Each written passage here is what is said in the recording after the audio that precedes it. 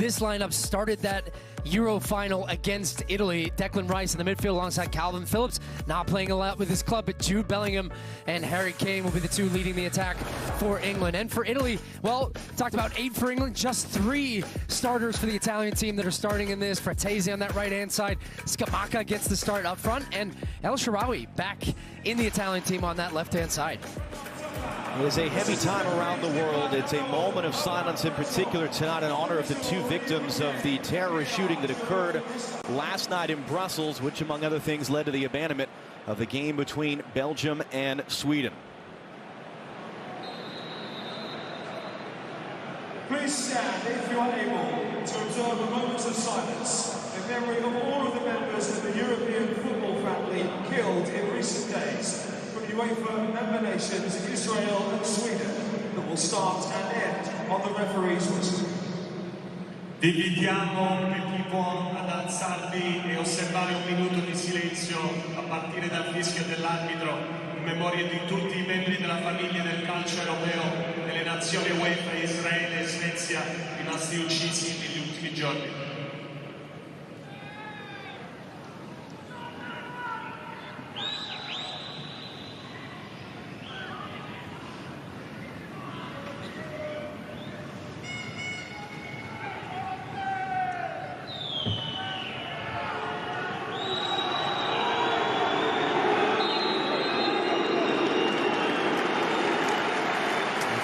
Sobering reminder of some of the pain and the heartbreak that's going on across the world right now. Lest we ever forget the joy and the comfort that sports can bring, even in the hardest times.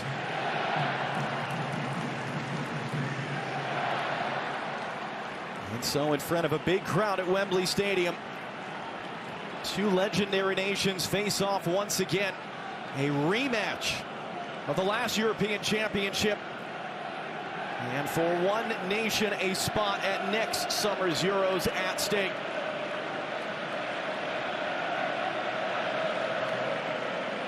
As we are underway, it is the 3 Lions of England wearing white.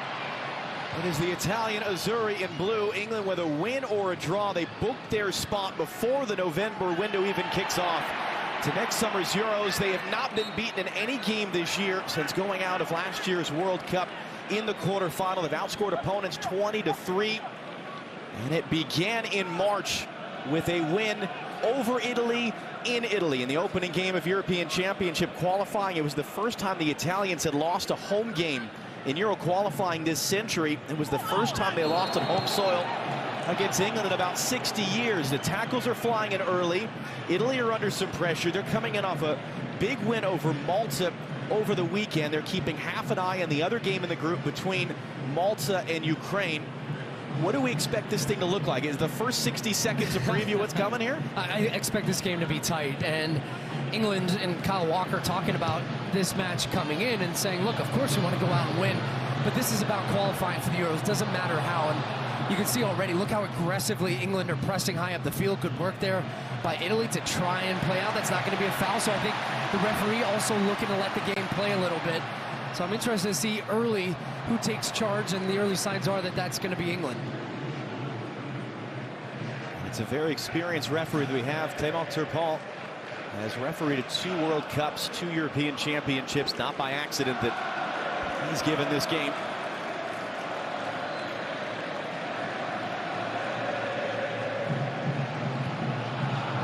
And the other part of the story with Italy is that this is Luciano Spalletti's just 4th match in charge, and the last time that these 2 teams played in this stadium, it was Roberto Mancini, Italy lifting the trophy. Heartbreak for England. So I think there's a little bit of revenge mixed in there. I know they played back in March, England winning in Italy, which was a big result for them. And really, this is about, I don't think this is the version of Italy we're going to see, but they have to figure it out pretty quickly to make sure they qualify for the Euros next summer. Declan Rice, who scored the opening goal of the night for England. Harry Kane, who scored the winner to become England's all-time leading scorer in that game in March. Kyle Walker now. Stefan El Shaarawy, first time in 2 years he plays for Italy, having to defend Walker. That crossover hit, and Di Lorenzo sends it along.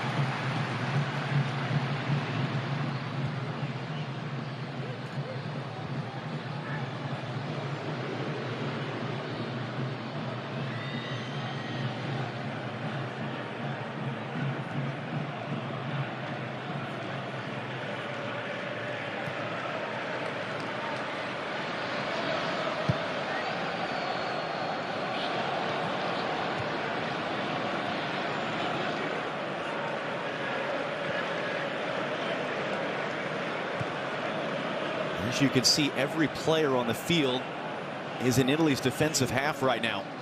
And it's actually interesting looking at Italy's defensive shape. So Spalletti, traditionally a 4-3-3 manager, and they're playing with 5 in the back. Udogie, I expect him to push it into midfield, but El Shaarawy's defending as a left wing back right now to deal with Kyle Walker, who's making a nice run at the top of the screen. Rashford up the turf, no foul. Jude Bellingham, he's on fire for Real Madrid.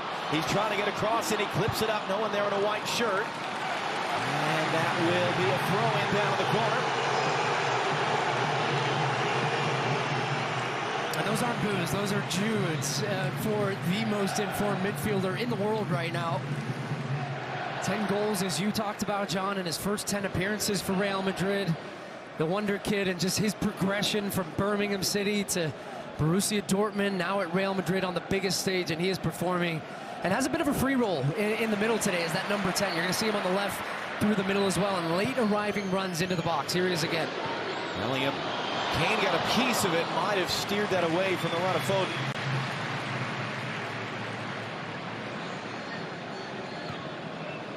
All right, so if Bellingham is a man on fire, how did Italy deal with him tonight?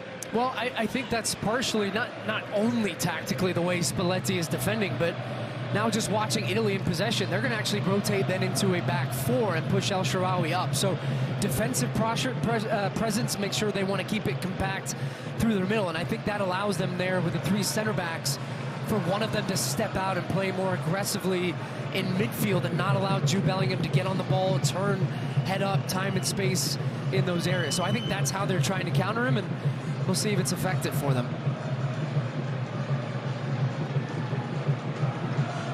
Jordan Pickford trying to spring this one to the field of the other as Rashford was looking to leak in behind. Di Lorenzo was alert.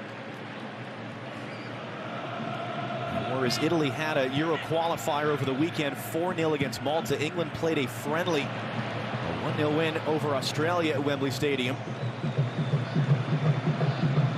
But Italy, 8 changes from that game Saturday. So really both teams are very fresh, very new from what they were in the opening game of this window. Here's El Shaarawy. Right inside of Foden. Rice comes across. El Shaarawy there. A little wag of the finger, but nothing else, at least for the moment, from referee Clement Turpal. It's a good challenge, though, from Declan Rice right in the middle of the field. Takes the ball off his toe, drives it forward, getting the start once again for Gareth Southgate. Who has talked a lot this week about experience, the core of a team that's been together for a while through multiple tournaments. He said, we've got Premier League winners, we've got Champions League winners, we've got more depth than we've had in any of the last 4 or 5 years. It's time for that to really be embraced. Kyle Walker's talked about that as well. They've all been through this stuff together. So pressure and expectation high ahead of the Euros next summer. And Bellingham foul there as he released it.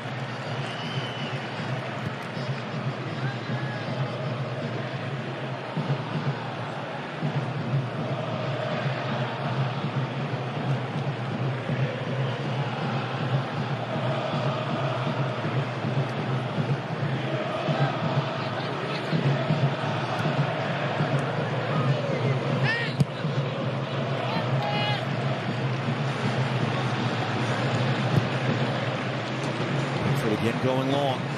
Trippier able to knot it down. Rashford has Kane inside of him. Rashford 1v3. Driving into the middle for Harry Kane. The return popped in the air and cleared away by Di Lorenzo. Calvin Phillips asking for a handball in there. He'd made a deep run for midfield. Great crossfield switch initially to open up the play. Then they came right up the middle. Let's see if this touches the hand. No, that looks like the chest to me. Good job there by Di Lorenzo getting his hands behind his back, but it's an English corner. No Foden to take.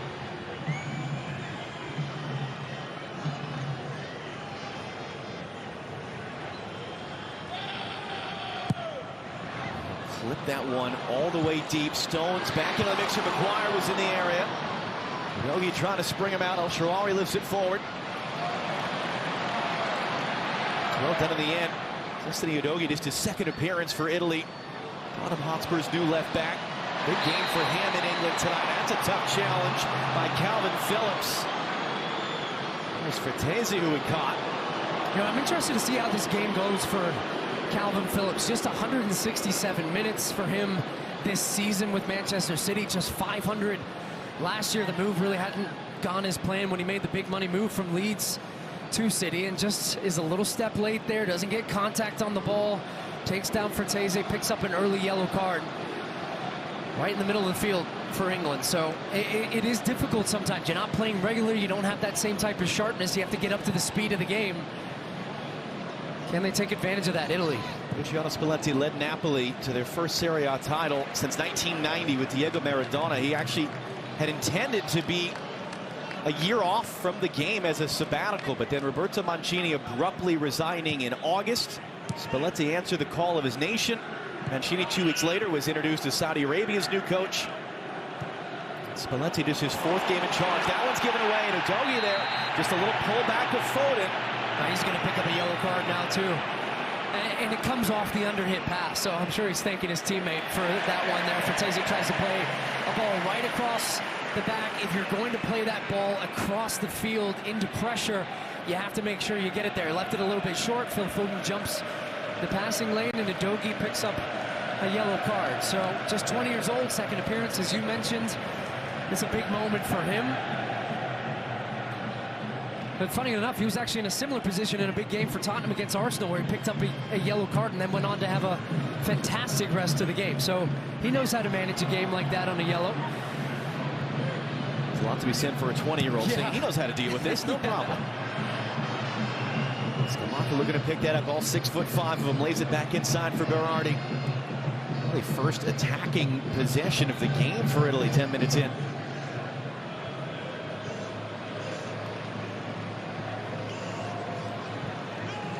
Cristante, that might have been just a little bit of piece of that ball. Kane now pressuring. Scalvini under pressure, able to get it away for Di Lorenzo. He can't control it, so England's pressure there. Yeah, it's working. Italy just don't look comfortable with the ball in midfield, especially. England's pressure paying off. And if I'm Gareth Southgate, I would keep the foot on the gas. It's going to be another foul, another set piece. You just keep that momentum building, and that's something they're doing a great job of so far in the early stages of the match. Beretta there committing the foul and giving England this free kick. This is actually distance for a direct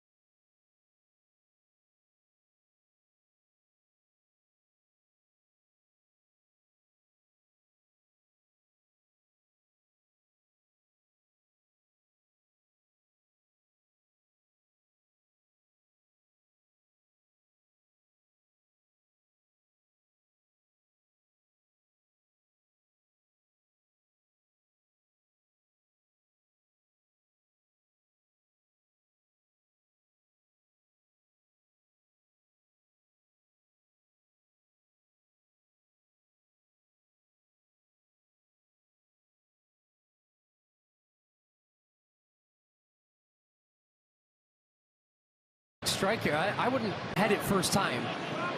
We'll see, though. I would imagine it's about them maintaining that pressure. They've done that here. It's Phil Foden. Scalvini there didn't get it clear. Foden picks it up.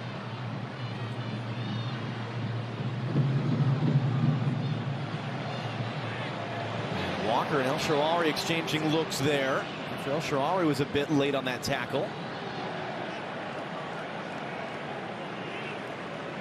And that's the thing. It's the fourth meeting between England and Italy since the Euro final, because they played twice last year in the Nations League. They were drawn to the same group in Euro qualifying. So a ton of familiarity just in the last 2+ years between these nations as Italy win it back. And for that matter, Italy, remember, they played in Wembley in the Finalissima. They played the knockout stages of the Euros at Wembley, so they're as familiar with the stadium as any team.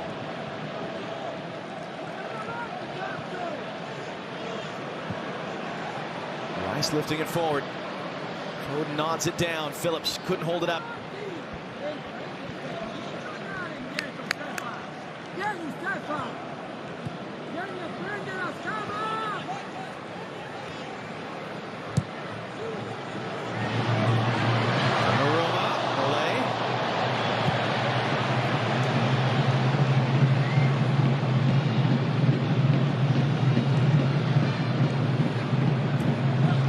Gets there first. Now Italy are on the run. Back for El Shaarawy. John Stones waiting for him. Into the middle and can cleanly find Di Lorenzo. Already picks it up. Di Lorenzo has it now into the middle. It's a chance, and Italy have scored! Completely against the run of the opening quarter hour. It's Gianluca Scamacca.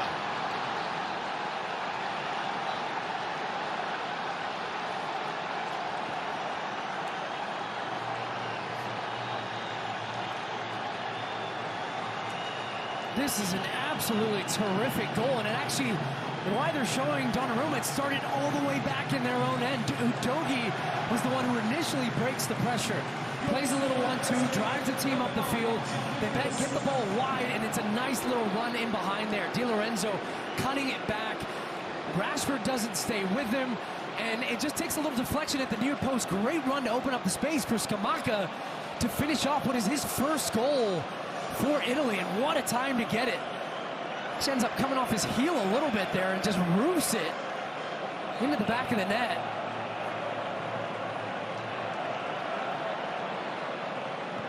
Great counterattack from Italy. England pressing up high, good patience, great build-up, good execution, and against the run of play, Italy lead at Wembley. Well, a bit of a surprise to see Scamacca even on the field from the start. Had an injury-hit season with West Ham last year. Missed 3 weeks in September with a hamstring injury. Played just 2 minutes in the game against England in March. He's barely factored in the last year either for club or country, but it's his first goal for Italy in 13 appearances. And England, who have not been beaten any game this year, they've only trailed for 15 minutes this year. That was against Ukraine in September. Down an early goal at Wembley.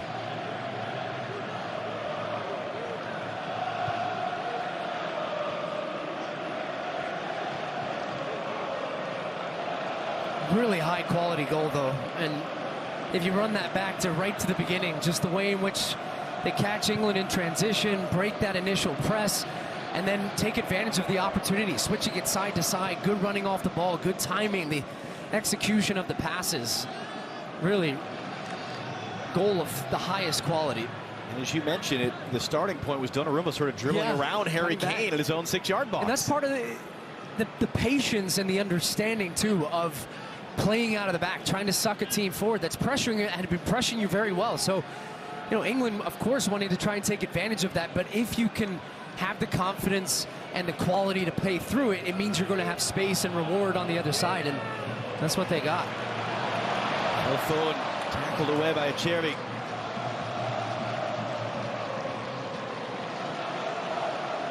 We're already now on Trippier.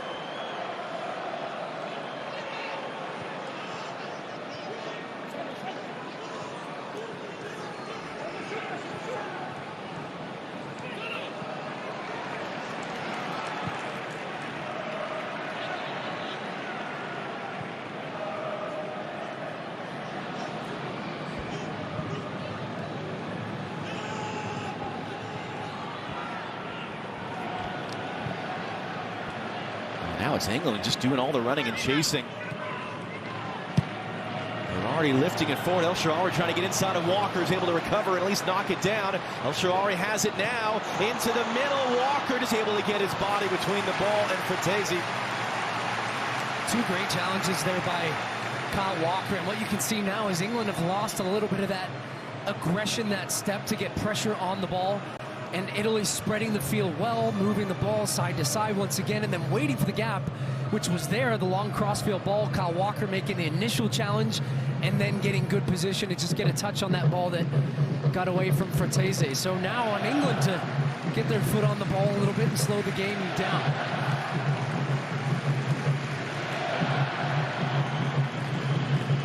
Kane loses it. Barella picks it up. Kane knocked away the first pass. Barella second time trying to back heel. Looked like it hit his plant foot.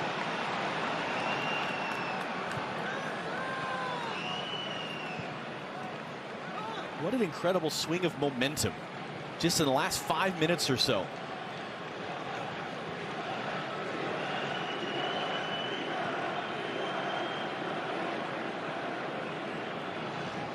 And Italy, who can't clinch a spot with a win. England do clinch their spot on the Euros with a win or a draw. They'll play Malta as one of their 2 games in November. They could clinch then. It's far, far from do or die for England, but it is a bit more precarious for Italy coming in. So this would be a hugely significant result if they can get it. Still 70 minutes, of course. But of the 2 teams, they're the one under more pressure from a standings perspective. As just 2 games will remain for each in November.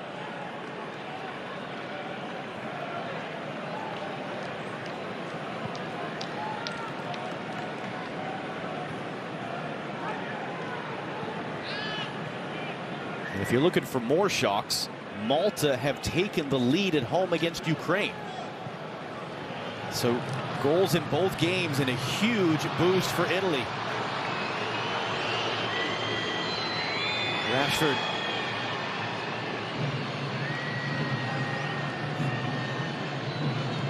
So now Italy's settled back into that defensive posture again, where it's 5 along the back, and they've essentially got somebody just following Jude Bellingham at all times, whether it's a center back stepping in, one of the midfielders dropping deep, and it's why we really haven't said his name very much in the attacking part of the field. And you're seeing Trippier come inside, Rashford go wide, England trying to mix it up. But when the ball moves slowly like that, it gives Italy a chance to just rotate, stay compact, stay a little bit deeper. They're not too worried right now in this part of the field.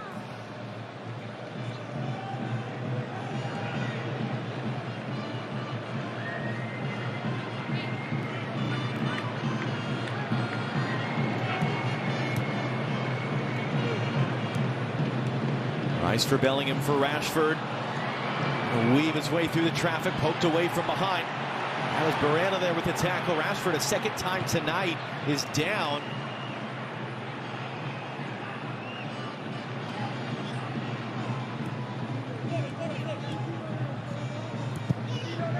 Bellingham's pressure knocks it out.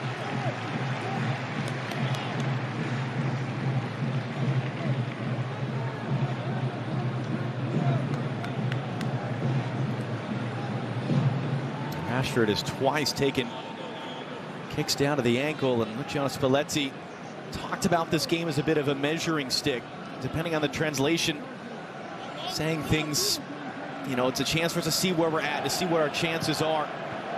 Beyond just trying to qualify, as Fratesi rides the challenge of Rice. Wide it comes now, it's Berardi. Enough of a touch there to slow it up from Rice, but Scamacca tags it just wide. It looked like the ball had gotten caught under his feet a little bit there, but he's still able to just get that shot off. Quick turn, gets turned onto the left foot, ends up being a little bit further wide than it looked on the initial look. But still, Italy just looked dangerous when they go forward and they catch England through that, when they can play right through the middle. Then they get the ball wide, they get overlapping runs, they're getting space and time to deliver crosses. So they look dangerous in the final third.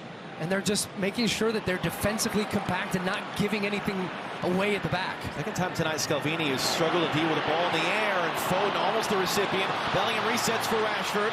Rashford 1v2. Di Lorenzo had a touch. Rashford got back to that one.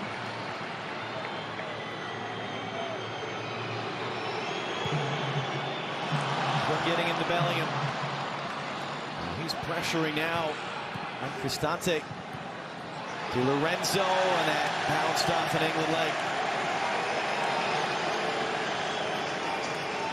Well, this is Donnarumma getting pressure here by Harry Kane. Chops it back, looks oh so calm, then ends up playing it all the way out wide to the left. Dogi, little 1-2. Italy right through the middle, work it out to the other side, get England unbalanced. Good cross from Di Lorenzo, who had joined all the way from the right back position, crosses it, and Scamacca then taps it home. And it's a bizarre stat for England. This is their 6th Euro qualifier. That's only the 3rd shot on goal they've even allowed. All 3 have been goals, to Ukraine and then to Italy in March. Jordan Pickford hasn't actually made a save in any game he's played for England since the World Cup. The last 4 shots on target he's faced have all been goals. So they don't allow many looks, England, but the ones that they do have been able to find the back of the net quite bizarrely in the last year.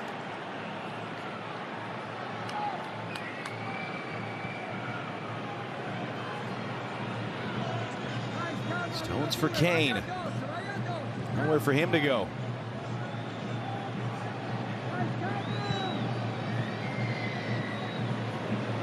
A couple of times just watching the body language of Gareth Southgate, and he's giving them the hand gesture of play the ball quicker, move the ball faster when it's slow and plodding like that. Italy, as we talked about throughout the game, it's been easy for them to deal with. And when England can take it up a notch, use the speed of Marcus Rashford around the outside, get Phil Foden in between the lines, turning, playing, facing goal, that's when they can be dangerous. But right now, it's a little too comfortable for Italy defensively. I mean, it seems a very simple concept, right? Just play quicker. Why does it become difficult to do? Well, the spaces aren't there, and it means at times you have to play passes that are a little higher risk, and you might turn the ball over. But it is about finding the balance. It doesn't mean you just lump the ball forward. I mean, this is a nice little move developing here from England, but it's turned over, and here go Italy again. Trippier late. He's not going to get a card for that one as Davide Fatesi is down.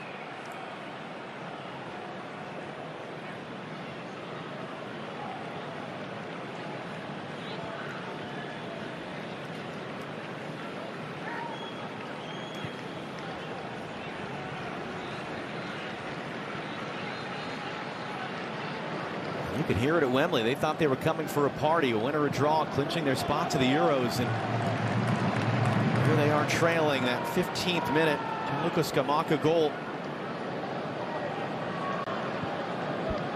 England are unbeaten their last 18 matches at Wembley. Remember, the Euro final against Italy technically goes in the books as a draw, and it was a penalty shootout. Denmark was the last team to beat England at Wembley in the Nations League 3 years ago, and that was in an empty stadium. October of 2020. These fans are not used to seeing these types of moments. That's maybe why you heard the big groans there from the crowd when the ball was slowly in the back. That's a nice ball. Here's Trippier now. His cross up in the air to the back post, just too tall. El Shaarawy only as far as Walker. He'll reset in. Di Lorenzo. He's partially wide. Back in by Trippier. Kane's in the area, as there was Bellingham. That's a comfortable first save of the night for Gianluigi Donnarumma. That's a difficult one because Trippier actually just hangs this one up. Not a lot of pace on the second ball. Did a good job on the left foot to get around it. Naturally right-footed. You normally see him on that right-hand side, and looks like he got himself, well, it didn't matter, got himself back on side. Di Lorenzo then stands it up for Bellingham, who's wrestling with a Dogi and just gets ahead on it. Now England stepping up, starting to turn the momentum back in their favor. So it's been a fun game because you're seeing it going both ways. England having a spell, Italy having a spell. England having a spell, Italy having a spell. And that's what you expect at high-level international soccer, where you have two good teams on the field. Rice, Bellingham, Kane able to hold it up. Bellingham trying to run through, and Di Lorenzo, what about it? Penalty for England.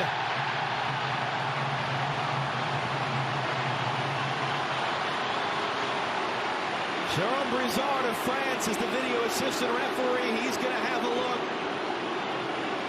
Oh, it's a great run deep in midfield. Jude Bellingham getting there first, although let's see, Di Lorenzo goes to ground. does he get a touch on the ball? It doesn't look like it from that angle. Looks like Bellingham gets there first and he knows exactly what's about to happen. He knows Di Lorenzo's gone to the ground. He's dangling the leg out there. He just needs the slightest touch and then draws the contact for the penalty. It is being checked, as all plays are like this. It might be easier said than done to try to really definitively say one way or the other. There was the reverse angle. It looked like maybe he had gotten there at the same time as Jude Bellingham, but again, it would have to be clear and obvious and be at a level that you can clearly and obviously say that that's not a penalty. Here we go. Jude Bellingham takes a little bit of a deflection, but then he goes through.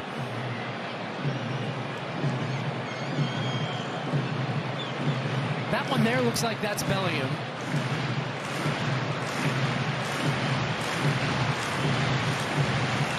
Jerome Brizard, who is the video assistant referee, along with referee Clement Turpin, part of the same crew at the World Cup together last year.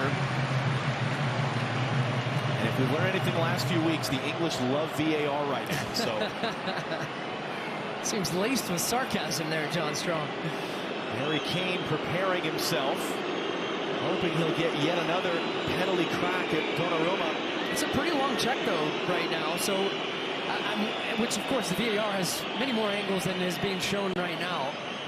So they'll be looking and slowing that down to the very last second to see if Di Lorenzo gets a touch, and he's saying no, it is a penalty, which is what we expected. I think we'll see a yellow card now for Di Lorenzo.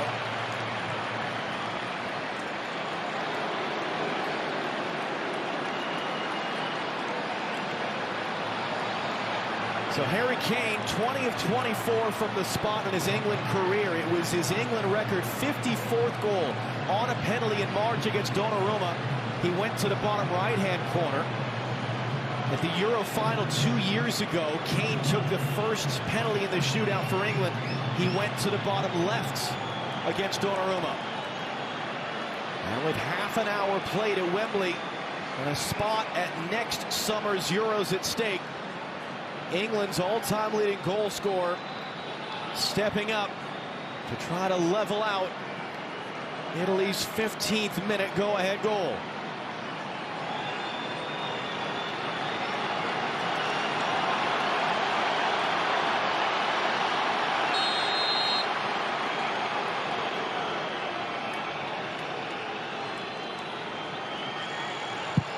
Kane scores!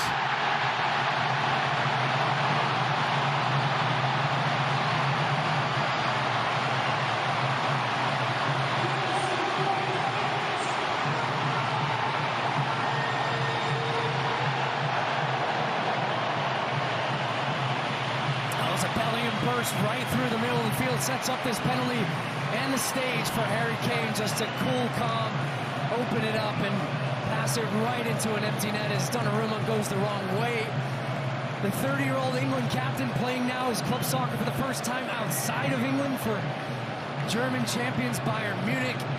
Does the business once again for England. There it is again. A look at the penalty and the foul on Jude Bellingham. England's most informed player winning the penalty, and then England's all-time leading goal scorer stepping up and tying this one up 1-1. There are a number of really fascinating superlatives that come with that goal. 60th of Kane's career as he just bowls over the back of Francesco Acerbi there. Harry Kane, just the 38th man in international soccer history to get to 60 goals, just the 12th European. It's 10 straight England games in which he's either scored or assisted, as Di Lorenzo did get the yellow. And the other one that's really fascinating when you think about the history between these nations, Harry Kane, first England player to score goals in back-to-back games against Italy since 1948. So some fascinating history in that penalty. As you said, we've had some swings and momentum back and forth. So where do the final 15 minutes of this half goes? It's out for an Italy throw. Quickly back in for Scamacca. Got the opening goal for Italy. Frattesi. Wide now for Berardi. Running at Trippier. Berardi cuts it inside and right into hands of the John Stones of Harry Maguire.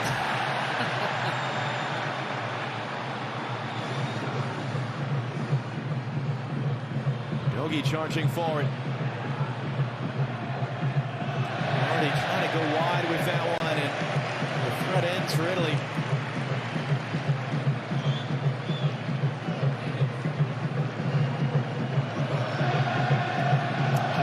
Already up getting loose.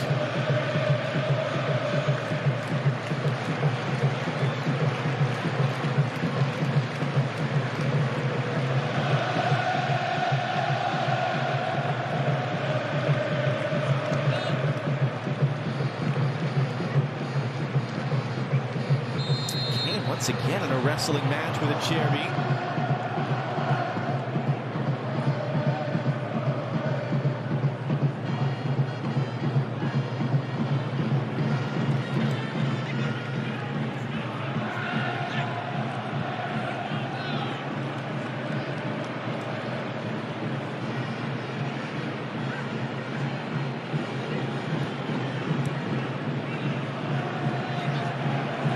Teze had his pocket picked there. Good work defensively by Bellingham. Oh, what a ball. Foden on the run and checked up for him. Can he get around Udogie? Did he knock it away with his hand? Udogie certainly thinks so.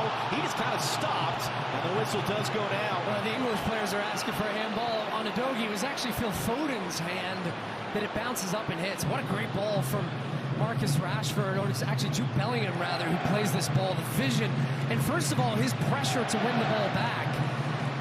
And then that defense splitting pass, and here come Italy. What a game this is. Berardi thought about it. Di Lorenzo into the middle. Pickford was down for it. That was a late run coming in by Fratesi. And you know, almost in the same way England conceded the last time, down the right-hand side for Italy. And doing a great job by creating space. You can see him making the angle, then the overlapping run from Di Lorenzo. Trippier's looking around and needs some help there. A little bit of support, because every time he's 2v1, has to engage the first player, and then that just sets up the run for the overlapping run. Good ball in from Di Lorenzo, but a great challenge away that time, and it goes away for an Italy corner. Stones just there in time. Berardi to take, in swinger, and that was Maguire. Just a whisper of a touch. I mean, every time they're trying to sneak a replay, and there's action on both ends here.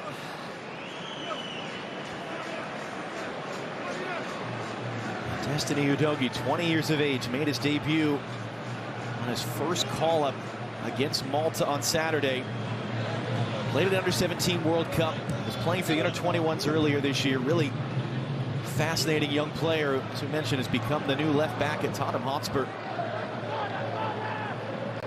And still playing on that 10th minute yellow card as well.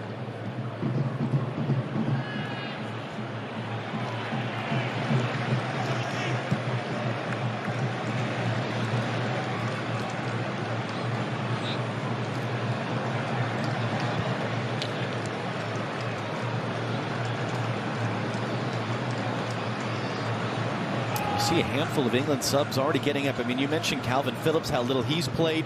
John Stones just coming in off an injury. Harry Maguire, only 2 starts in 11 games for Manchester United this season.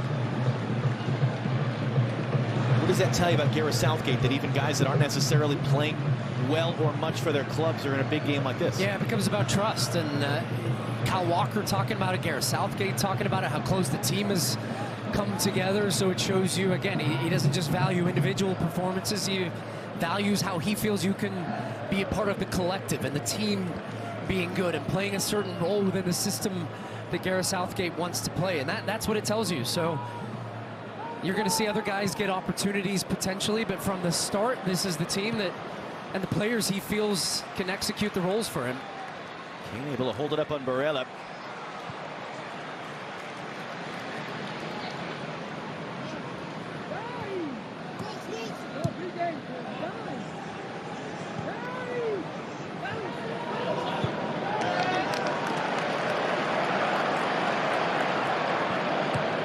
Intercepted though. Berardi running the other way. It was Rice who gave it away, and just behind there for Teze. Rashford's going to catch up to it. Di Lorenzo on a yellow, elected to back off. Rashford just crowded off it in the end.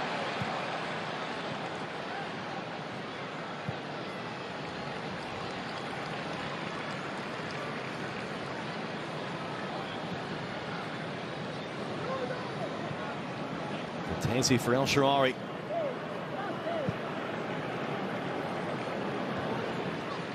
Malta continue to lead Ukraine at home. And the other game in this group will have all the highlights and scores of the other games going on coming up at the half. And the final 2 match days coming in November, and it will be a chaotic sprint to the finish across Euro qualifiers in so many of these groups. Italy hoping they can avoid the playoffs, as that one is going to be closed down there by Stones. Tansy looking to take the effort.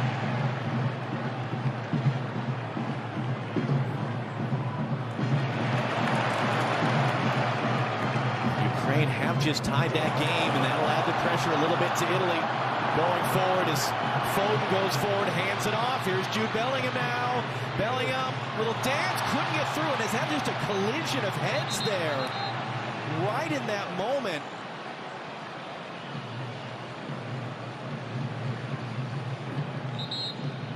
Scalvini. Oh, gosh. Bellingham. Yeah. Great defending, though, from the 19-year-old Italian center back there, Scalvini, because Bellingham worked an angle, has the ball down the left-hand side, and is trying to get him off balance to get the strike on goal. And then he's got his head down, Scalvini goes down, and then the two of them just bang heads right there. And Bellingham looks in some serious pain. So does Scalvini right now. Both of them getting attended to by the training staff. Here it is. So Bellingham takes a little step to the right, tries to get him off balance, then to the left, and then they just, oof, head on head, or head on face. And two of the bright young stars, Bellingham, 20 years of age. Scalvini will turn 20 in December. Just Scalvini's 7th game for Italy.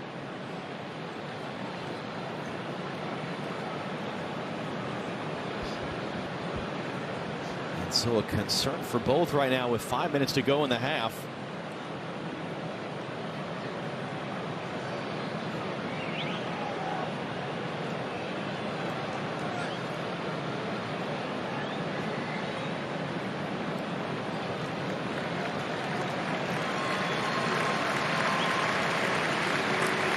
See the different checks and the different tests that you're going through.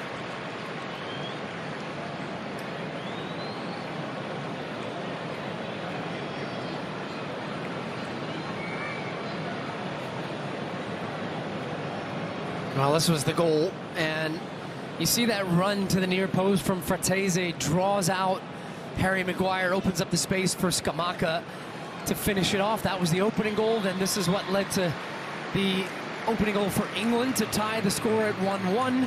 Nice run from Jude Bellingham from midfield. Wins the penalty. Harry Kane steps up, and that's how we are where we are.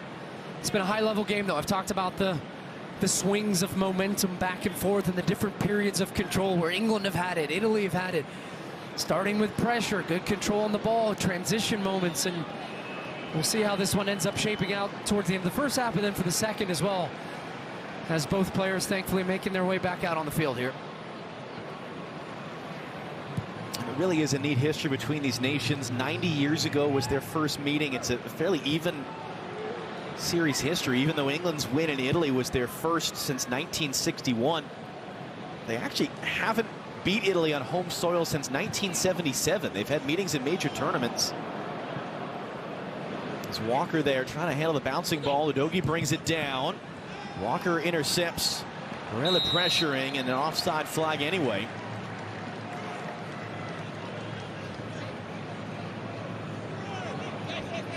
Now, after that long delay to look at Bellingham and Scalvini, you can kind of hear it in the crowd, just waiting for the game to pick back up the rhythm we were in there for a long stretch.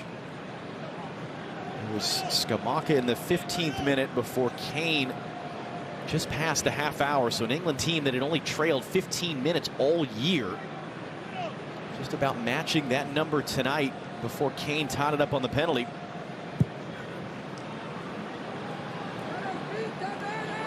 Kane brings that down, gets back to it. Rashford now. Marcus Rashford and Di Lorenzo. Rashford, Donnarumma down to get it out behind for a corner. Well, that's so clever from Harry Kane. Cherby actually overcommits, and he just peels off the back of him, takes the control down off his chest. First time ball out to Rashford, which allows him to go 1v1 there. Drags it onto the left foot, shoots across goal, but a nice save from Donnarumma, and not to give up a rebound there, to make sure he pushes that one behind for a corner. Second save for Donnarumma, second corner for England. And this time it's Kieran Trippier. His in-swinger at the near post popped in the air and ends up all the way out.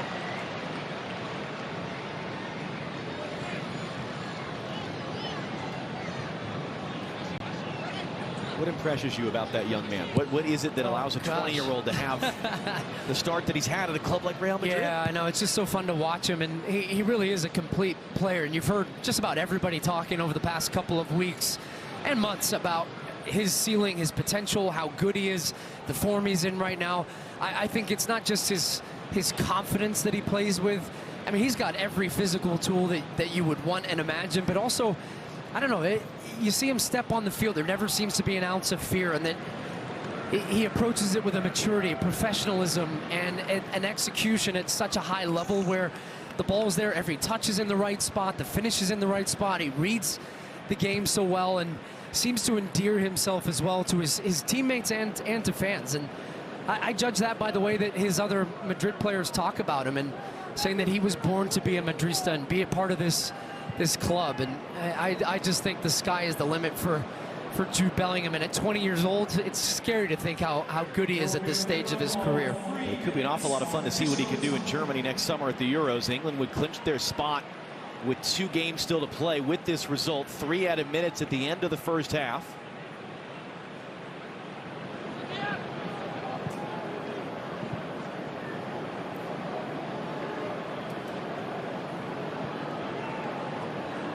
Ukraine have come from behind. They lead Malta right now in the other game in the group. And again, if Italy don't win, if Ukraine do win, that really builds the pressure on Italy. They would love not to have to go through the playoffs next year. Could have games against maybe Poland, have to beat Croatia, perhaps the Netherlands, although they got a gift in their win over Greece last night. But as much as there is a second chance in the playoffs, easier said than done. How did Italy miss the World Cup last year? They went to the playoff. They lost to North Macedonia. We all thought it was going to be a showdown with Portugal, and they lost in the round before.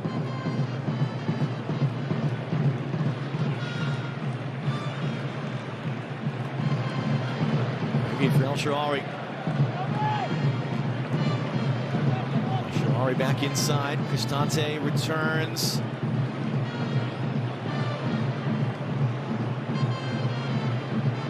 That's Barella.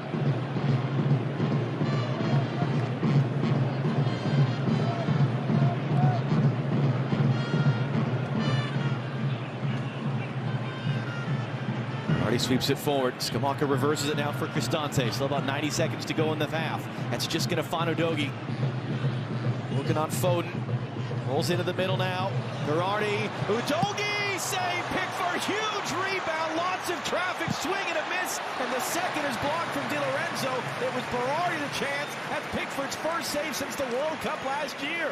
That's crazy to think about. And good patient build-up from Italy, working their way through. And yes, that is their left back. Udogie, high advance, comes inside on the right.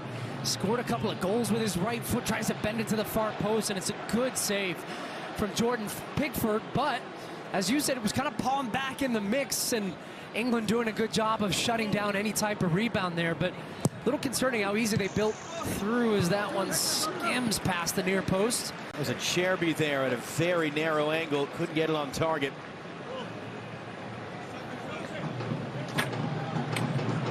There it is again. Just he's been a dangerous player for Italy throughout this first half. Udogie, and done well defensively after picking up that early yellow card in the 8th minute of the game.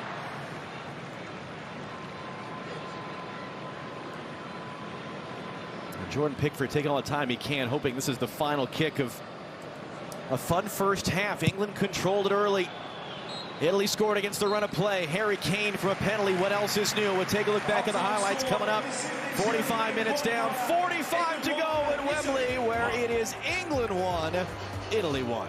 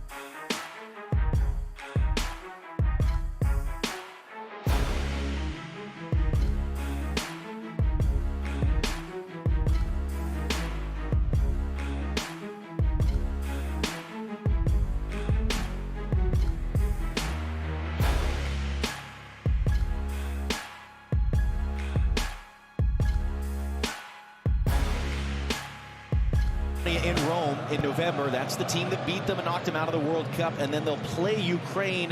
That match we played in Germany, as Ukraine still not able to host true home matches. It potentially would come down to that final game, head-to-head, between Italy and Ukraine. Who goes straight to the Euros? Who goes through the playoffs? So a big 45 minutes for them.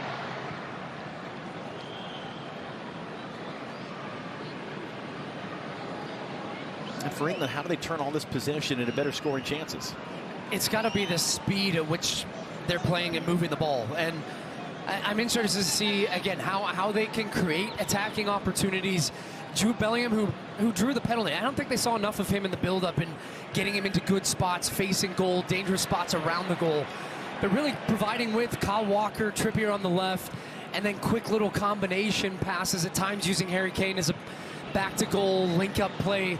But really, when they can play at a higher intensity, I don't think Italy defensively can match what England have. So I'm curious to see if they bring that in the early parts of the game again, and using their defensive pressure. They created a couple of chances by winning the ball back and then being able to create a numbers advantage going forward.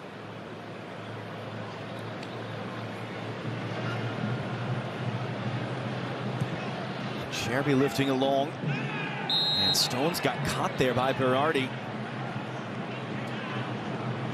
John Stones just returned last Sunday from a hip injury and missed 2 months. You saw him there just holding back of his neck there, top of his back.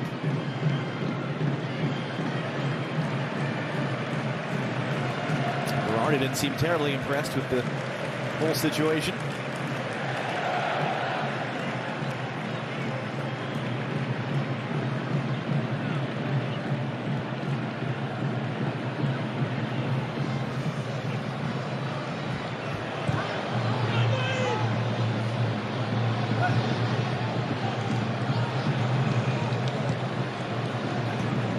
Trying to pull off the same move that Italy got for their opening goal, starting from the goalkeeper. Kane rides the challenge, in for Foden. Phil Foden caught by Udogie there, just inside the box. Foden is down. Play on, says referee Clement Turpin.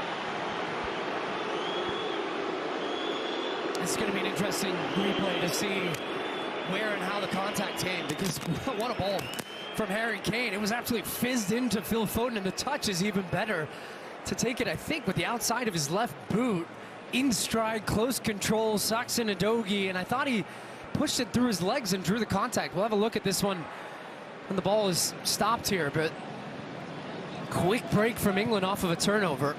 Jérôme Brizard, the video assistant referee, will be looking at it as the play continues.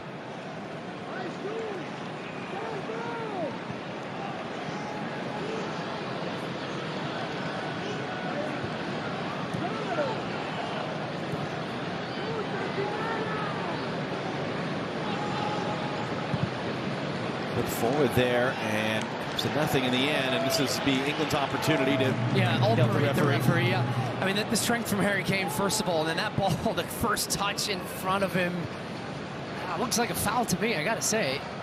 That's a nutmeg, and he completely takes him out. I don't know how that's not a penalty, in fact.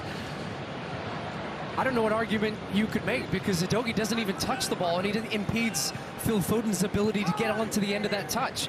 You can say it was a heavy touch or whatever else. He's not even giving him a chance, and he just completely cleans him out. Well, the ball stayed in play, and the referee could stop the game if the VAR told him to, with the ball in a neutral part of the field. So the suggestion is that they're going to play on. It's just check complete and move on, but that's an interesting one.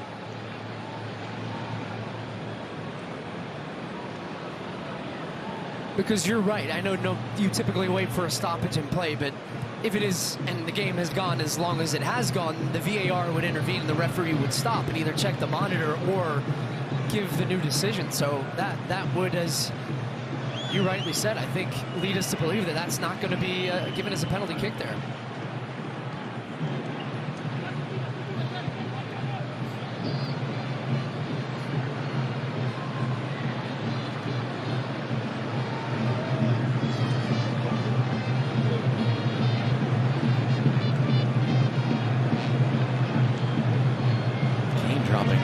Back to pick this up, and he'll go long. It's behind Bellingham. Di Lorenzo brings it down. Rashford with some pressure there as well. Trippier all the way forward. England win it back. Bellingham in for Foden, and that's Phillips there who puts it up over the bar. And this is a good example of you just kind of dump one over the top and then squeeze the game up.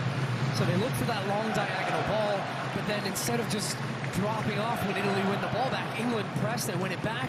Quick little combination, again setting up the shot there from Calvin Phillips, but he's leaning back as he takes it and strikes it over the bar. And I think we can definitively say now, 100%, we're not going back and that being given as a penalty for England on the foul on Foden. Or non-foul, I guess. Do you think it was a penalty? I do think it was a penalty, yeah. Fifth attempt of the game for England for about 60% of the possession.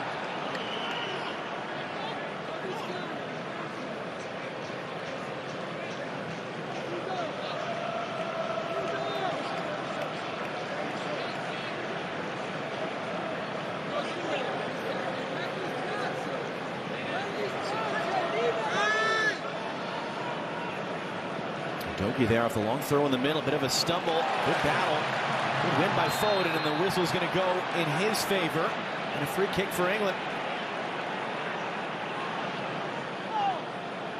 So Dogi's got to start to be careful now. If you remember, yellow card, couple of fouls already early in this half. This one he gets beat by Phil Foden, lets the ball run across, doesn't quite judge the speed of it, skips off the grass, then is scrambling to make a tackle. So second appearance for Italy, young player, big game, high stakes, a lot of pressure. And you wonder if that's something that Luciano Spalletti is considering as a potential change within the game. Even though he has been dangerous when able to go forward for Italy, defensively first is his responsibility, as that's going to be another foul.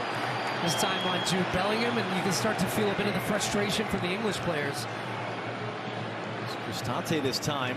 You saw Bellingham just holding his shoulder as he was down. That's pretty clear, though. I mean, just forearm extended, pushes in the back of Bellingham. But England are dangerous on set pieces, and we've seen John Stones get his head on one. Harry Maguire always a threat. Trippier and Foden. Big boys are up from the back.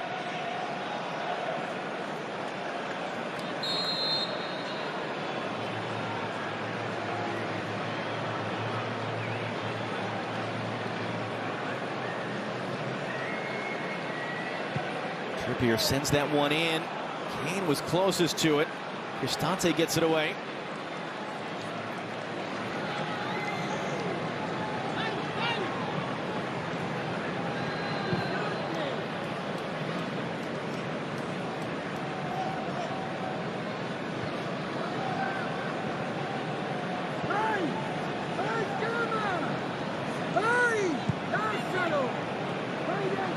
Here's Spalletti yelling. I mean, it is one of the interesting differences. You talked about the trust Gareth Southgate has, knowing who his players are. You can tell Spalletti's just trying to figure out what he has, because you get this mix of Udogie's 20, second ever appearance. El Shaarawy's in the team for the first time in 2.5 years.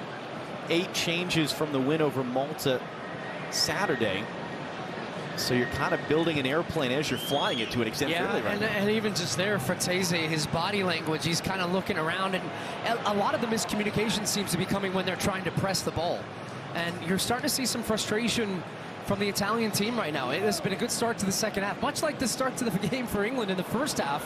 And they just kind of fell asleep and allowed Italy to score a good high-quality goal. We're going to see the exact same thing with the cutback there. Let's give it away. Bellingham, good pressure. Rice now.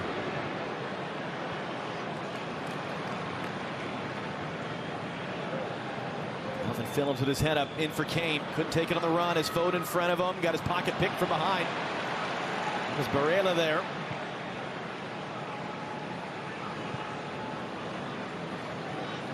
And Stefan El Shaarawy made his debut for Italy, actually against England, as a 19-year-old. He turns 31 next Friday. And just his 30th appearance in all those years since.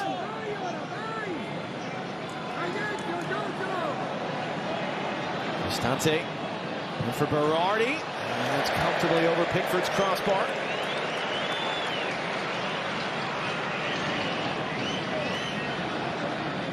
He's trying to keep the intensity, the level high. I would expect him to go to his bench pretty soon, though, and start to make a couple of substitutions, because I feel if Italy drop off and they can't maintain the same type of intensity pressing England when they're in possession, you're going to see England start to really take advantage of some of that space. And they've been the better team to start this second half. And it just feels right now that Italy can't really win the ball back when possession's on the other side, especially higher up the field. Because that was Spalletti's concern, even in the 4-0 win over Malta. Italy's biggest win for 2 years. He said we're too slow, we're not dynamic enough in the key moments. Cristante, as Italy do win it back here. Barella, Scamacca, Barella tackled away. Scamacca trying to pick it up and dig it out. Foden is there. That was Bellingham once again tracking back. Gets a touch around the defender. Scalvini who dove in. Bellingham hands it wide for Rashford. Kane is up as well. Marcus Rashford on Di Lorenzo. Rashford!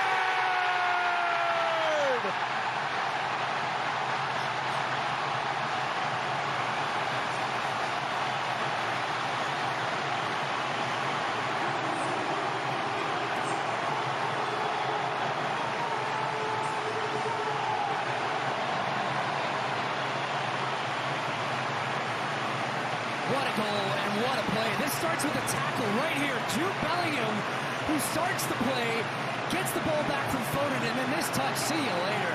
Sucks in the defender, extends out in the open field, gives it to Marcus Rashford, takes a runner with him across, opens up the space for Rashford just to smash it to the back post. What a finish. Nobody's stopping that. But look at Jude Bellingham here, who started in his own half with a tackle. Takes a Dogi, gets him off balance, opens up that space right in the middle. And Marcus Rashford says, yeah, sure, I'll take that. Comes in on his right-hand side, hammers it low and hard into the corner. And for a guy who's not in the best of form in club level, just one goal this season for Manchester United. Gets his second in 4 matches for England in qualifying.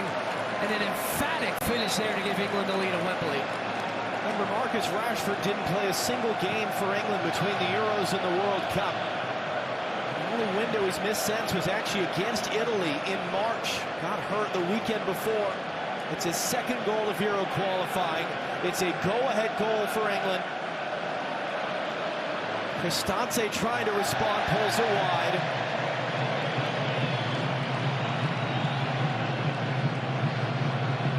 Well, Rashford's going to get the plaudits on that, but I think Jude Bellingham will get his dues as well. 2 young, exciting talents. And talk about, you were asking me early in the game about what else he does. I mean, this is the other side of the game.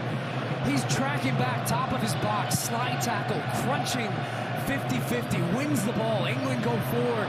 He then drives the team forward. Great touch and the quality to set it up, and then the smarts and the awareness to draw a couple of players and a clever run to open up space for a teammate. And of course you need the finish too. So in a big moment, Rashford delivers, but so has Jude Bellingham, just the heartbeat of this English team. Created both goals. It was his burst of speed, drew the foul for the penalty. His defensive work, he played the pass in whether he was given an assist or not.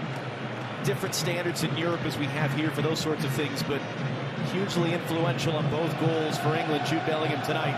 Yeah, we're happy to give out assists here. So yeah, to get 2 assists, you love an assist. Di Lorenzo tackle away by Trippier.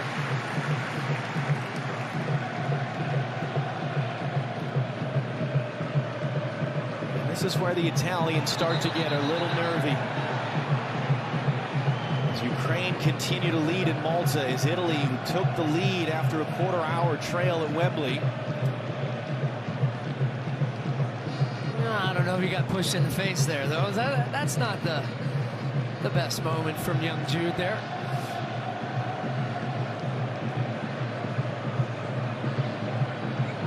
Is he going to hit me in the face?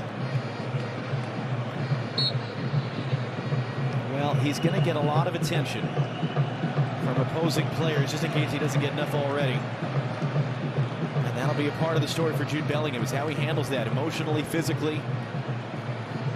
30 minutes to go. England clinching their spot in the Euros as it stands. Italy in some real trouble going into the final 2 games of qualifying in November as it stands. Here comes the cavalry. Looks like 3 changes for Spalletti. And down on the far side as Berardi plays it inside. Udogi, Ashawari.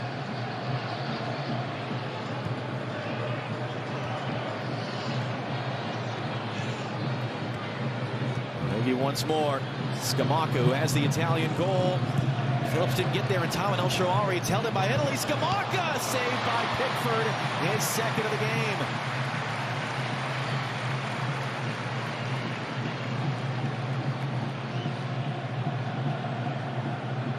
Scamacca gets the ball back off a little bit of a deflection. Harry Maguire clears it straight up the middle, and Berardi plays it to Scamacca, but that's an easy save in the end for Jordan Pickford. This is going to be, I think this game's going to open up a lot here in the next 30 minutes, and it's been open at times. You've seen it end-to-end, goals being scored off transition, and now Italy, what do? How do they respond? It looks like Spalletti's going to respond with a couple of changes, but then what does that look like on the field for them? Are they going to go more attacking? Because you're going to see more of this, and this is not what the Italian defense wants to see. Marcus Rashford running at him. Rashford on Di Lorenzo's. Great work by Kane to start it. Rashford couldn't hit the target. Well, you can see what the goal does for the confidence there. What a ball that is from Harry Kane. And Marcus Rashford's expecting it, so he's peeling off his defender to create space to then get him backpedaling, take him 1v1. Di Lorenzo even gets some help from the inside, and Marcus Rashford just rolls a little nutmeg and tries to pick out that far corner. So we're going to get changes on both sides now, in fact. Gay's going to come on. John Stones, who again just returned from a 2-month injury absence, will make way.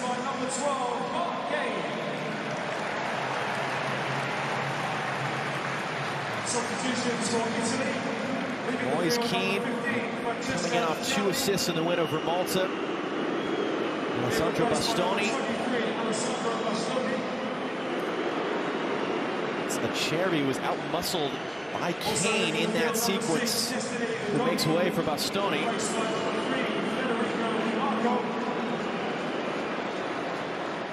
And Federico DiMarco will be coming on as well. Udoghi's night is done, took the early yellow, and just his second ever appearance. And Scamacca is subbed off, his first ever goal for Italy, coming in the first half.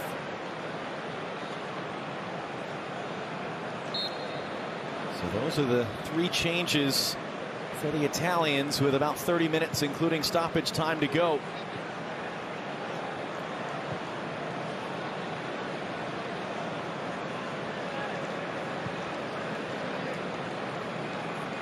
And this would be Italy's first Euro qualifying loss away from home since 2006. They're used to being an easy group. They're not an easy group now. Foden gets inside of DiMarco just on the field. Bellingham couldn't take it cleanly. Fans appreciate that.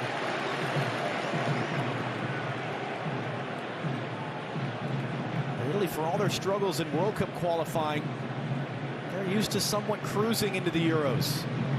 That's not what's happening right now. Keane chasing up high on Gabe, both players just on the field.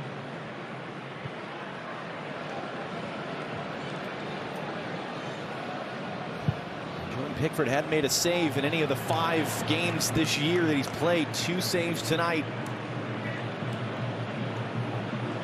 Phillips poked away. Down for Italy is in trouble there. El Shaarawy's coming forward. Foden recovers to tackle it away. And Phillips is on a yellow card. This will be interesting to see what Turpin does with this. And you know, he let the advantage go. Who's he giving a yellow to here? It's not Calvin Phillips yet. Scalvini going to pick up a yellow card, I think, for protesting here. The Italians are not happy. It was a late tackle from Calvin Phillips. Here he is. He's giving away possession. And then, yeah, I mean, look, that's a yellow card. That's a yellow card. So Scalvini's shown yellow for the protest. And it's not something that is reviewable unless the VAR thinks it's a straight red card. Can't go back and use VAR to change that decision. Again, England feel perhaps that they should have had a penalty earlier in this half. Italy will feel that Calvin Phillips deserves a second yellow card for that. Well, and I think now Gareth Southgate's going to go look down his bench and say straight away, maybe we make a change here. Is it Jordan Henderson comes in for Phillips? I mean, they have a ton of options of players that could come in, but he's very lucky to be on the field right now. That's absolutely a yellow. Look, gives away the ball, then it's a classic. You're kind of lunging, rakes right down the front of Barrela's leg, studs to his shin.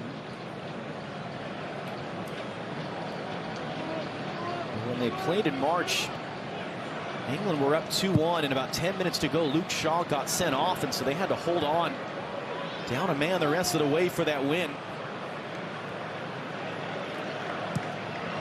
Maguire stepping forward there just to get it clear and play safe.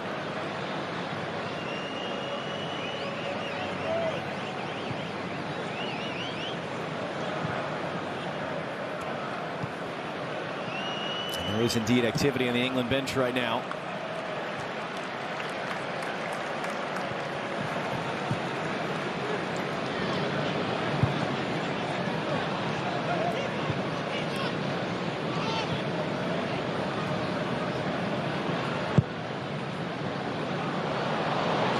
Just not quite enough to find Rashford there. New England able to win back on the second ball.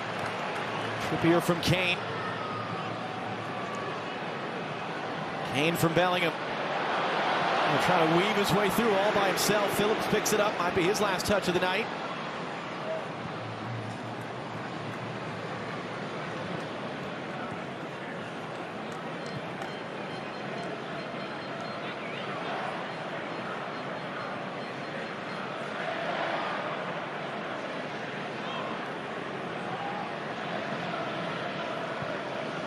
Jordan Henderson is ready at the next dead ball.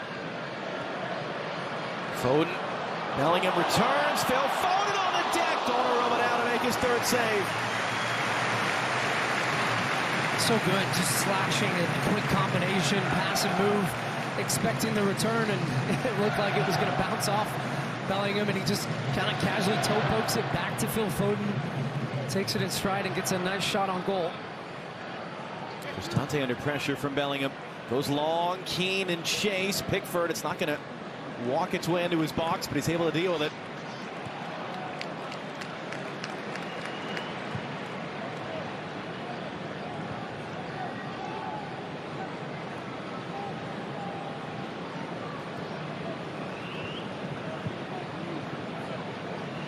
And it's interesting, the longer this ball stays in play, the longer the potential chance for Phillips to pick up a second yellow card after all before they sub him off.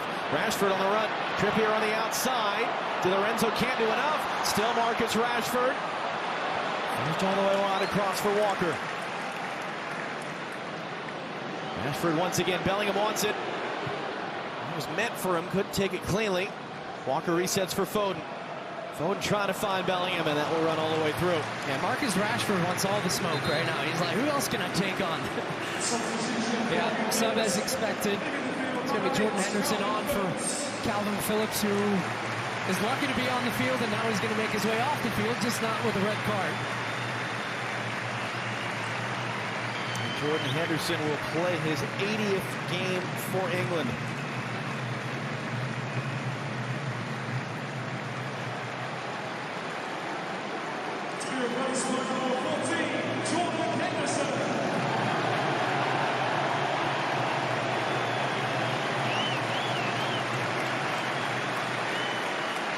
Again, there's a reason they cut to the crowd. There's a reason that they want us to hear and see. Jordan Henderson moving from Liverpool to Saudi Arabia. A lot has been written and talked about that. Now at the age of 33, so what sort of an impact can he have as England look to see this out in the final 20 minutes?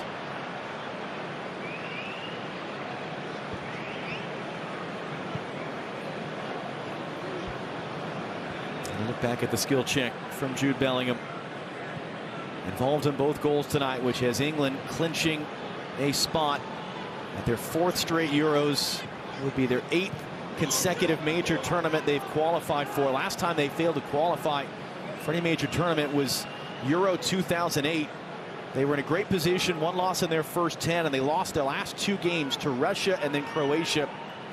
And they finished 1 point behind Russia for 2nd place in the group. If you remember, that was the Russia team in 2008, led by Gus Hiddink. Makes it to the semifinal of the Euros. A bunch of their stars end up playing in England. None of that would have happened, and England is taking care of their business in the final 2 games of qualifying.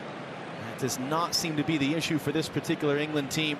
Only needing a draw tonight to clinch their spot next summer, with 2 games still to be played in November.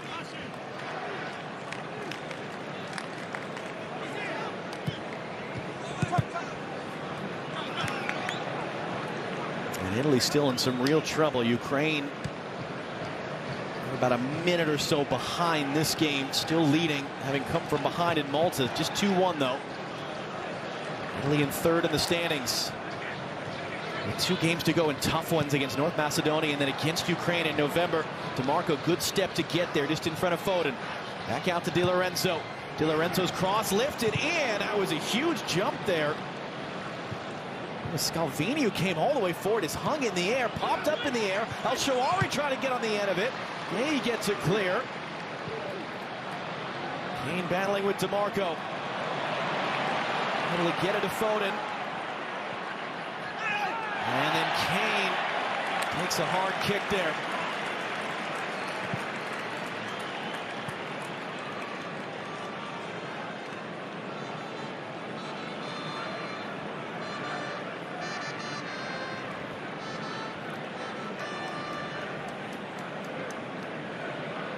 And Phil Foden has an issue as well right now, as he's moving gingerly.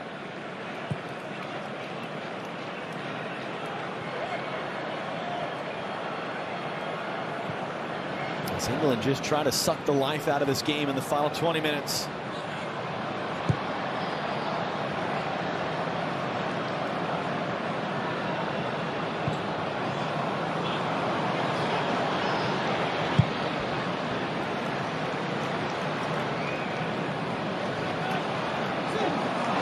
Trippier ends up getting away with it because he pokes it away. It's going to find Bellingham, and he gets inside of Cristante.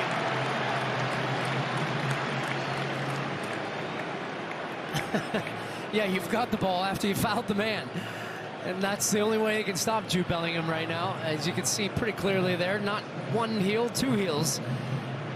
Fouling Bellingham. Strength, power, balance. Italy looked void of ideas. There was a good spell for them, 25 minutes in that first half, and they swung back at England. They took the lead. They looked in control. England get the penalty, and then really from that moment, here we go. Donnarumma all the way out to deal with it. And Stoney had to be clean there with Foden pressuring. It's really been all England, though, especially in this second half. They took it up a notch, and part of that was the speed of play. Part of that was just how direct they were going at goal, and then the other part of that is Jude Bellingham and Marcus Rashford. Rashford's been really lively throughout the game. First half, I thought at times doing too much, trying to always take on multiple defenders, and second half being a little bit more direct, a little bit more purposeful in his movements, and every time he is on the ball, Italy just don't really know what to do, don't know how to defend him. England deservedly ahead, and let's see if they can close this one out right now. Or, you know, do you see a little bit of a spark from Italy? I haven't seen too much change since the subs that they made. Whether they realize it or not, their backs are very much against the wall right now. Yeah. Just to get to the Euros, just to have a chance to go back-to-back. That will be out for an England throw. Last off, an Italian player.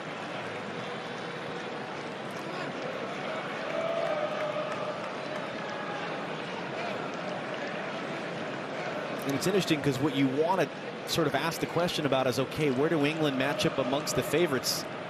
You know, you would have bet your life on Harry Kane making that second penalty at Al Bayt Stadium in the quarterfinal, and it's 2-2 and it goes to extra time.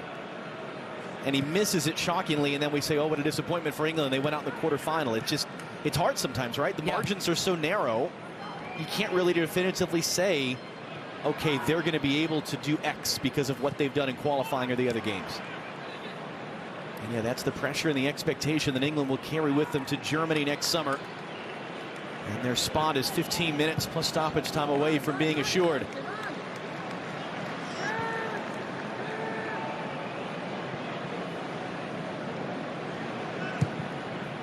Henderson long, and too far for Bellingham. What a fun connection those two had in Qatar last year.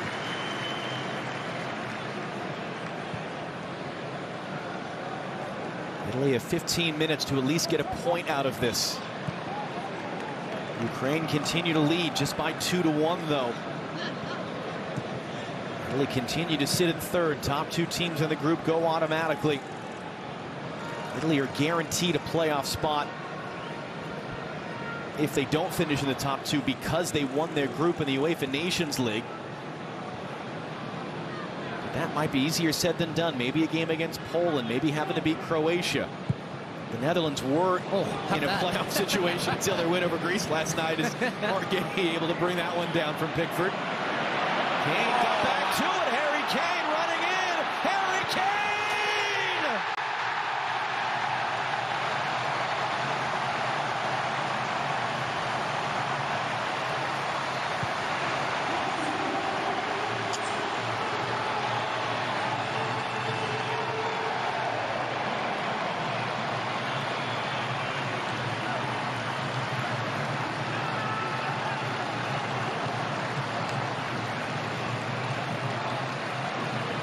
Super Harry Kane, and it's a solo goal here from Kane. Just look at the strength there, to get Bastoni off balance and then just completely skins the young 19-year-old Scalvini, gives him a lesson.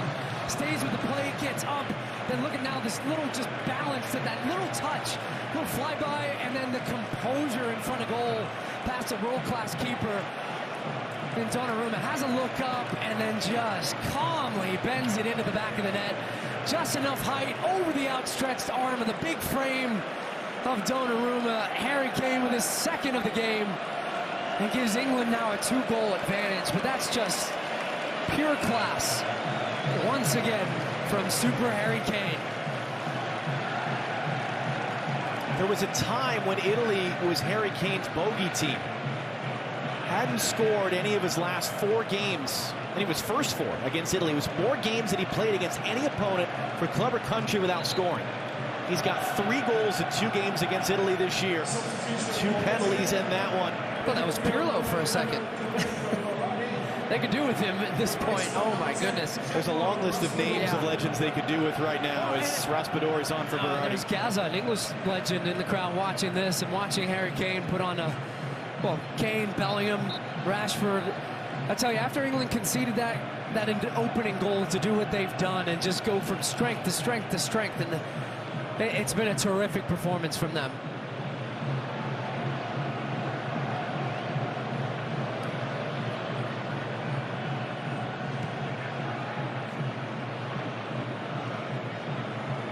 And it's been a disaster for Italy since taking the 15th-minute lead.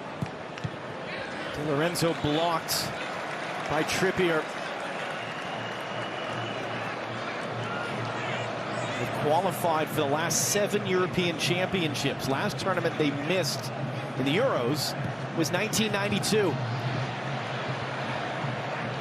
The reigning European champions who've missed the last 2 World Cups are going to be in must-win territory for each of their final 2 games in November against North Macedonia and Rome, and against Ukraine, a game will be played in Germany.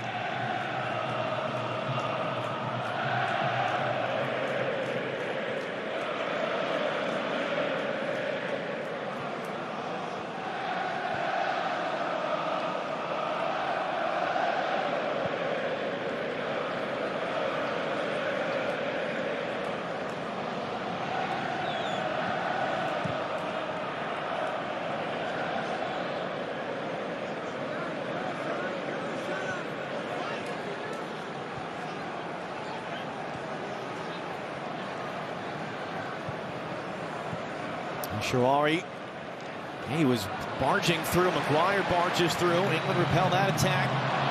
Harry Kane feeling it, as has Bellingham, as has Rashford.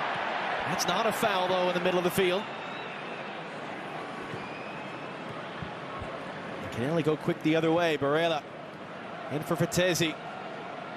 It'll find Keane. Di Lorenzo hooks it in. It was blocked by a trailing leg of Rice. Well, there's going to be a lot of questions for Italy after this game, and Luciano Spalletti, you can see the frustration on his face, just his 4th match in charge. And look, we talked about the last time these 2 teams played in this building. 8 starters from that match from England started in this one, just 3 from Italy. So it's a very different looking team, and trying to find the right mix of veterans, youth, what players can contribute, what level are they at. It doesn't look nearly as formidable an Italian team on paper. What are they capable of doing? I mean, they're going to go down to the wire, as we've said many times, for qualifying for the Euros. Have missed out on 2 straight World Cups, and yeah, it's everything you just said is right, and everything you just said is absolutely bonkers. This is the reigning European champions. Italian clubs were in all 3 UEFA finals. Their U20s and their U19s have just had their best tournaments they've ever had.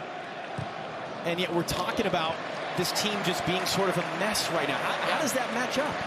Well, they've got a great coach. I'm a big fan of Spalletti. Won the Scudetto with Napoli, and, you know, as you said, just kind of say, hey, okay, yeah, this sounds right. Right time, right place. Let's coach this Italian team. It's very different. This is his first international job. Very different to coaching at the club level, and you don't get as long with players. You don't get as long to implement your tactics and system, and he's still trying to figure out the right recipe, but he's got to figure it out quickly. And DeMarco under some pressure there from Foden, who's still running hard.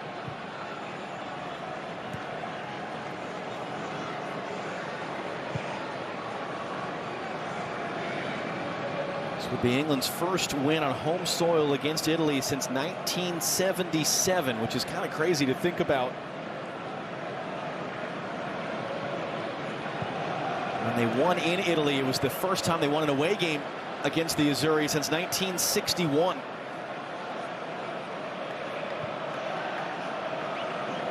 And the last time England have won back-to-back meetings against Italy, 1948 and 1949.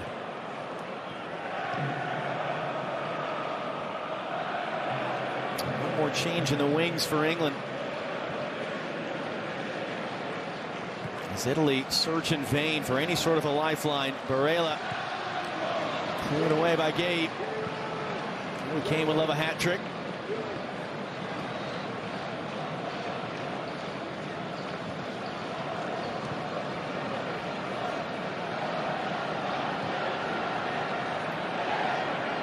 And England, who will have games in November at home against Malta and then at North Macedonia, that they won't need anything from. They'll already be in the Euros.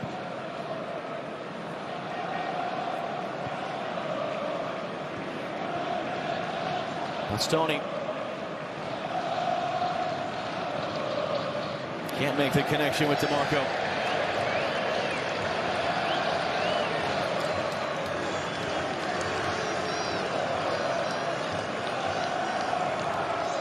This evening's attendance here at Wembley is 83,194.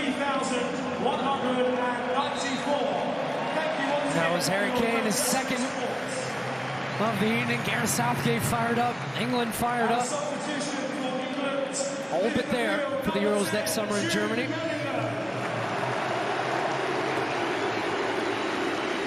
And Jude Bellingham giving the curtain call.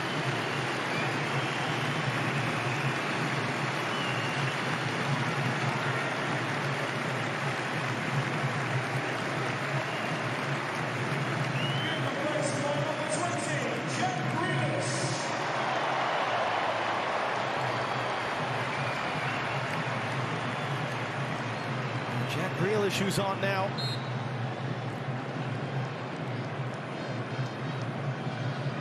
Didn't play in September, was coming off an injury, didn't play in June, was severely hungover after Manchester City's European Cup title. Deservedly so. Hasn't played a ton this year for England.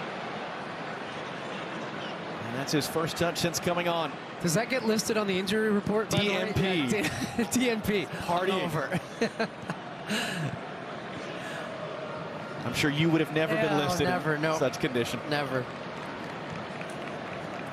I mean, that's part of the story for England, though, right? Gareth Southgate has said we have more depth than we've had in any of the last 4 to 5 years in charge, getting contributions from all over the field.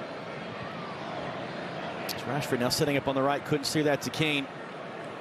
If you're Gareth Southgate, if you know you're going to the Euros, what are your focuses now in the months between now and mid-June? I think it's about building that depth and getting more and more players experience. And it's actually something you hear a lot of international managers talking about is because you have such few opportunities and matches to have games, you often default to your strongest 11s, and you don't get as many chances for younger players to get experience in high-pressure real games. And so with England qualifying, that becomes a chance then to rotate some of the lineups. And yeah, so in tournaments, you're never going to play the exact same lineup every single game, every single minute of that tournament. And that's where you start to count on being able to rotate and peak and freshness and tactics, all those different things. So a deeper bench is a great thing for any coach, options, decisions.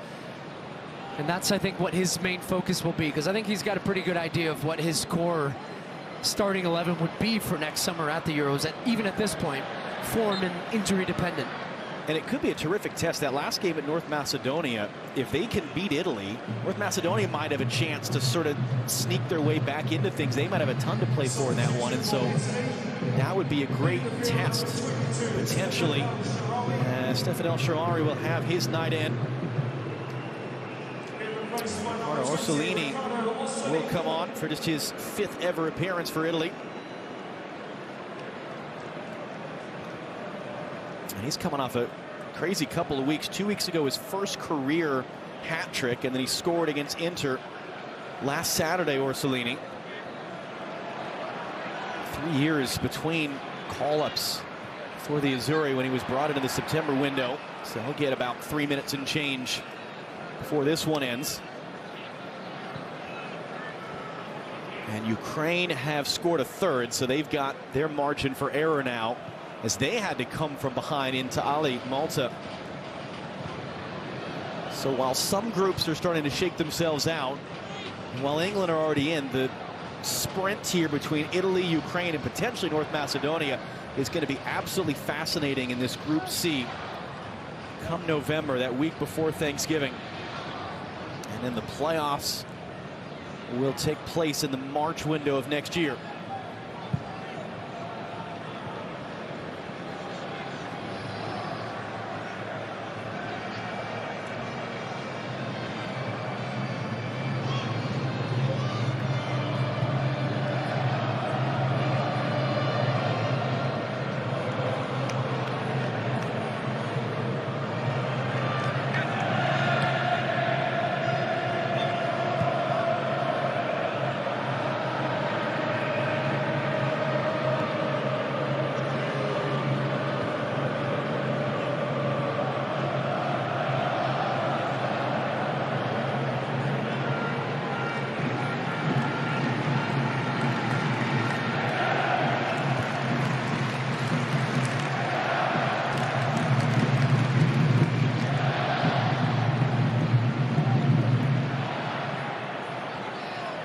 I mean, the fans are enjoying themselves. It looks great now. If you were to criticize and nitpick on England, what would you pull away from this one?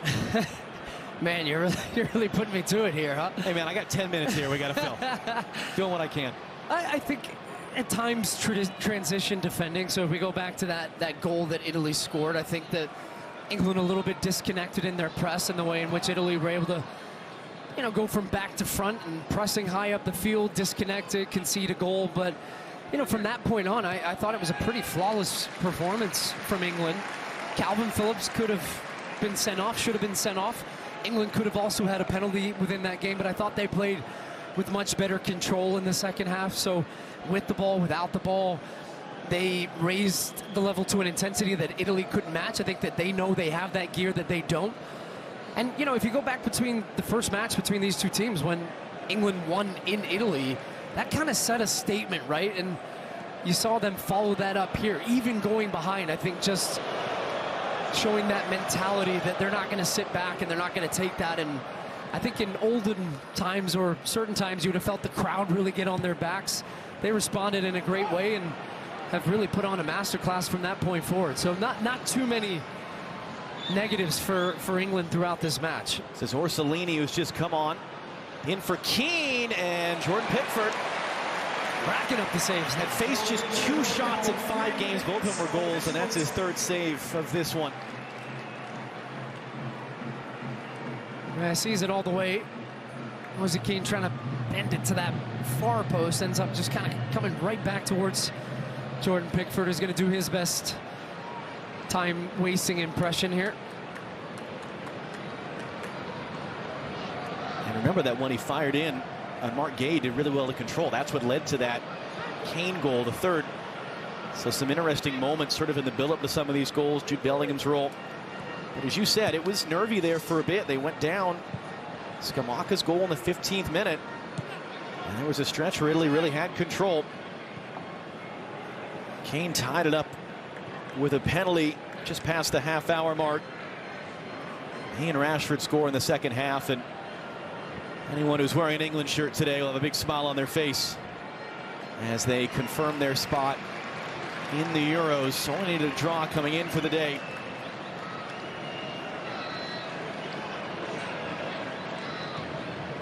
Just about 2 minutes left on the watch of referee Clement Turpin, and that's awkward there as Trippier just gets kind of wrapped up by Orsolini.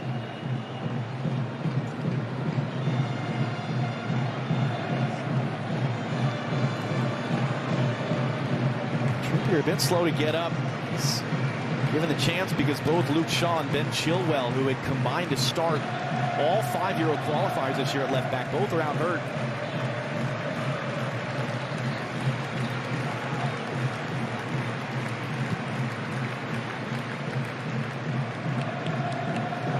Just tail out, and we got about a minute to go.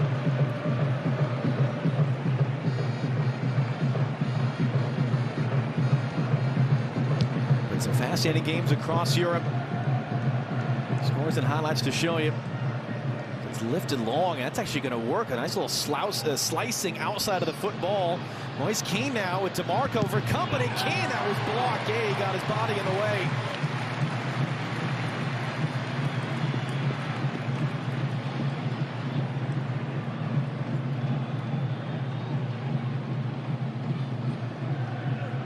For Kane off the throw, Rashford defending. Kane gets that cross in, it's knocked down there.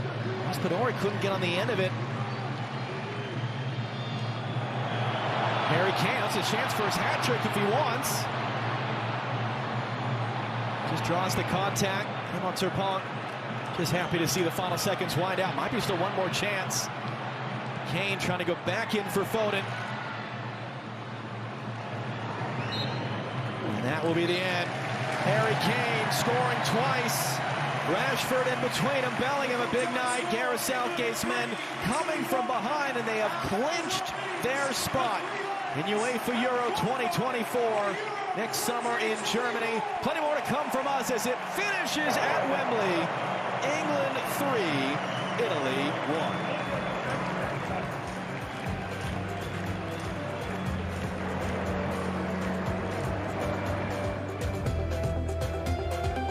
We love our house. It's on a great block, tree-lined streets. The neighbors are observant. And we're back at the Sullivan house. It's lawn day, Sheila, and the leaves are piling up. Ugh, bit of an eyesore. I'll say. Dry shave. Interesting technique. That's going to come back to haunt him. Some people clean while they cook, not these folks. At least Geico makes bundling our home and car insurance easy. Saves us a ton. If only they'd bundled the leaves. You know, I wouldn't have pegged these two as yogis. I still don't. For bundling made easy, go to geico.com. Whenever you're hungry, there's a deal on the Subway app. Buy 1 foot long, get one 50% off in the Subway app today. Now that's a deal worth celebrating. Man, what are you doing? Get it before it's gone on the Subway app. GCU offers 330 academic programs with a Christian worldview. In 2022, traditional campus students received nearly $180 million in scholarships. See what scholarships you may qualify for. Find your purpose at gcu.edu/myoffer. Can an oven-roasted turkey breast pack so much succulent flavor that the mere glimpse of it induces turkey sandwich daydreams? If it's Hillshire Farm, oh, hell yeah. Meet the Jennifers. Gen X, Gen Y, and Gen Z. Each planning their future through the Chase mobile app. Gen X is planning a summer in Portugal with some help from JP Morgan Wealth Plan. Let's go, Whiskers. Gen Y is working with a banker to budget for her birthday. You only turn 30 once. And Gen Z, her credit's golden. Hello, new apartment. 3 gens getting ahead with Chase. Solutions that grow with you. One bank for now, for later, for life. Chase, make more of what's yours. Wanna know why no one out Pizza Hut? Pizza Hut Meat Lovers Melts are filled with almost a half a pound of meat and cheese for just $6.99. Enough for two, price for one. That's why no one outpizzas the Hut. Fox News Primetime is #1. Laura, Jesse, Sean, and Greg. The right voices at the right time. Fox News.